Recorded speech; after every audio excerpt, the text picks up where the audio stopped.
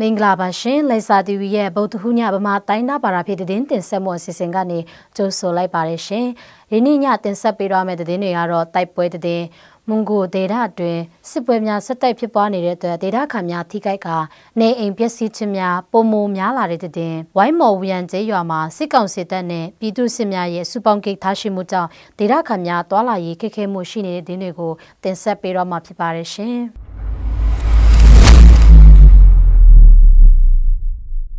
ကဲရမတ်တုံတမဟာအမတ်15တိုက်ရင်နေမြေစံကန်ကျေးရွာနဲ့ပုံစံပုံမကြပကာခချောင်းအနီးဝန်းကျင်မှာဒီဇင်ဘာလ14ရက်နေ့ညနေ9:00ခန့်ကစစ်ကောင်စစ်တပ်နဲ့ကဲရင်တပ်ဖွဲ့တို့တိုက်ပွဲဖြစ်ပွားခဲ့တယ်လို့သိရပါတယ်။စံကန်ကျေးရွာနီးတွိုင်းမှာလှုပ်ရှားနေတဲ့စစ်ကောင်စစ်တပ်စကခစနစ်နဲ့ခလာရ98လှုပ်ရှားတပ်ပေါင်းစုဖွဲ့လူရင်းနေရာခန့်ပါဝင်တဲ့စစ်ကြောင်းတစ်ခုဟာစံကန်ကနေခြေလင်ဖြစ်ပုံစံပုံဘတ်တို့ခြေတက်လာတဲ့အတွက်ကဲရင်တပ်ဖွဲ့နဲ့ထိတ်တိုက်တွေ့ဆုံပြီးတိုက်ပွဲဖြစ်ပွားခဲ့ကြောင်းကြားသိရပါတယ်။စစ်ကောင်စီတပ်မှစီးရဲလှုပ်ရှားခြင်းစစ်အားဖြည့်တင်းတာတွေလှုပ်ဆောင်နေဆဲဖြစ်တဲ့အတွက်ကြံရအမတ်နဲ့တပ်မဟာအမတ်3တပ်မဟာအမတ်6တပ်မဟာအမတ်9တပ်မဟာနေမြေတွေမှာကြံရနဲ့တိုက်ပွဲဆက်လက်ဖြစ်ပွားနေပြီးမွန်ဂူဖောင်းဆိုင်ဒေသတွေမှာလည်းကိုကောင်တပ်ဖွဲ့ MMDA နဲ့နေ့စဉ်ရက်ဆက်ဆိုသလိုတိုက်ပွဲဖြစ်ပွားလက်ရှိကြောင်းလည်းသိရပါတယ်ရှင်။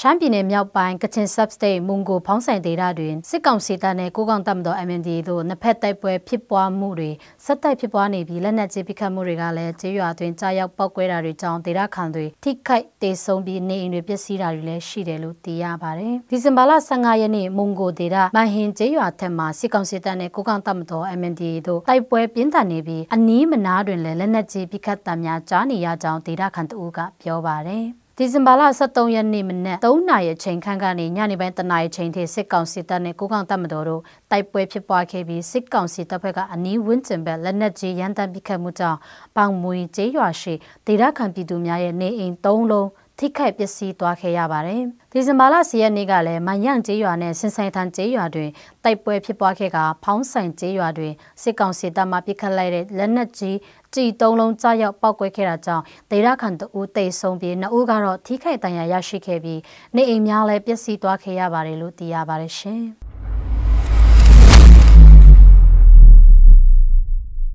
ဝိုင်းမော်ဝူယန်ကျေးရွာမှာစစ်ကောင်စီတပ်နဲ့ပြည်သူစစ်များရဲ့စုပေါင်းဂိတ်ထားရှိမှုကြောင့်ဒေသခံတွေတွာလာရေးခက်ခဲမှုရှိနေတယ်လို့သိရပါတယ်။